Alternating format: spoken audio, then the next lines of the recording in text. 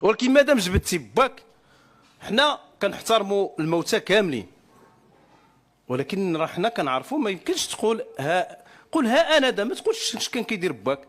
مادام جبدتي باك غنطرحوا معاك جوج الاسئله. مرحبا سي احمد الحاج الله يرحمه، باك يمكن كانت عنده ثروه، ولكن حنا كنسولوك انت اش علاقتك انت بسومي بي؟ اش علاقتك بالبصري؟ اش علاقتك بسي امهال الذي لا زال حيا؟ ومن اين اكتسبتم هذه الثروه؟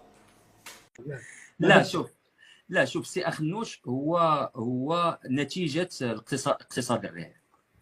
زعما هاد الكلام الفارغ ديال انه مقاول، انا لا اعتقد انه يستحق نعت المقاول، لانه المقاول يجازف ويخاطر، وهو لا يجازف ولا يخاطر. لماذا؟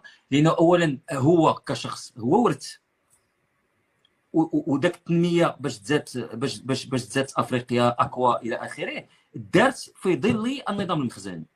ونقدر نقول لك بتدقيق شنو هما العمليات. راه تكلمت على مؤخرا.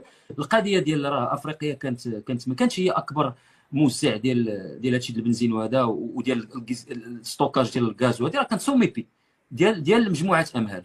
اخنوش هو نتيجه ديال هذه العمليه اللي قلت لك، لان اخنوش جات تجاري وفا بنك عيطوا للسي امهال قالوا ليه بون غادي تبيع سومي بي، غادي تبيعها الاخنوش الاقوى، وغادي تبيعها بهذا الثمن هذا، ولا ما بعتيهاش بهذا الثمن هذا هذيك القروض اللي عندنا ما غاديش يتم التجديد ديالها. ومع تجاري وفا بنك اكبر بنك بمعنى اخر ان امهال ما كانش عنده خيار، ما كانش يقدر يمشي لبنك اخرى، لان الحجم ديال القروض كان بواحد الشكل اللي ما كانش بنك اخر اللي كان يقدر يوقف معاه، حيت كتكون اصلا مشدود من ديك ما عنده كيدير.